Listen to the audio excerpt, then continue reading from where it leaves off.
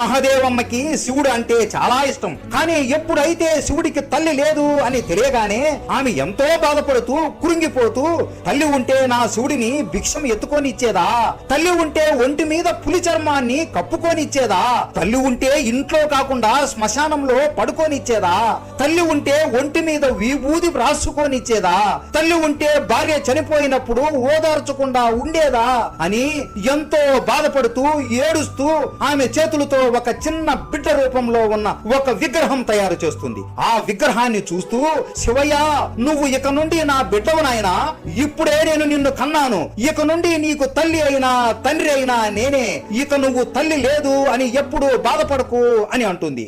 ఆ విగ్రహానికి పిల్లవాళ్ళకి చేసే ప్రతి ఆలన పాలన చేస్తూ ఉండేది. ఇదంతా శివుడు గమనిస్తూ ఉంటాడు. ఆయనకి ఎంతో ఆనందం వేస్తుంది. ఒక తల్లి స్పర్శ ఎంత బాగుంటుందా అని ఆనందపడుతూ, మా అమ్మ